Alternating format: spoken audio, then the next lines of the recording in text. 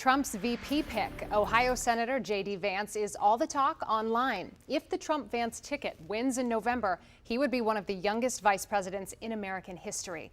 So let's take a deeper look at Senator Vance's past and why he was chosen. I plan to be a very good vice president for Donald Trump for 4 years. Last night, Senator J.D. Vance said it was an honor to be picked as Donald Trump's running mate on the Republican presidential ticket.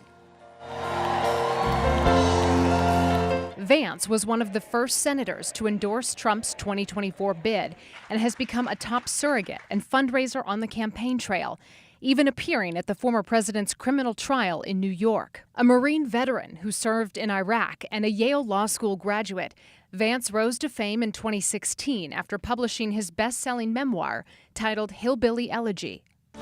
Where you going, J.D.? Later turned into a movie where he detailed his upbringing in a working-class family in Kentucky and Ohio.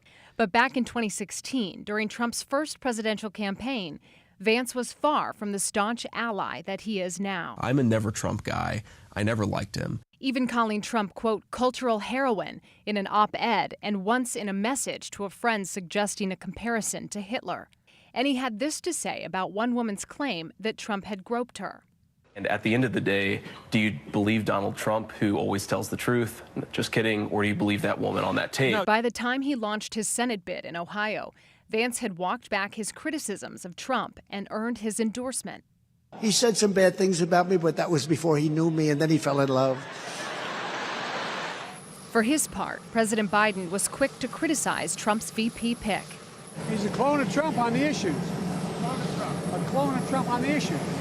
So I don't see any difference.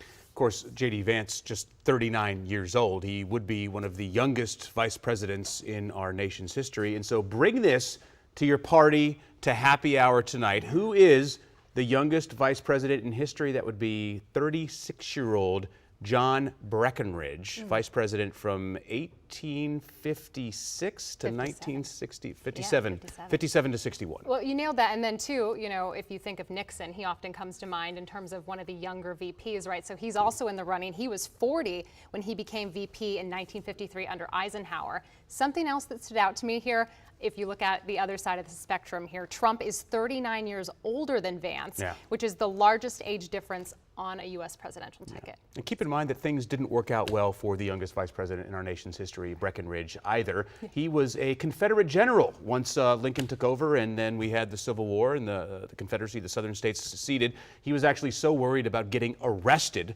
following the conclusion of the Civil War and the country coming back together, he fled to Cuba. And then lived in Cuba, he lived in the UK, and he lived in Canada before finally feeling like it was safe to come back to the U.S. All right, well, interesting story with that guy. Yeah, certainly.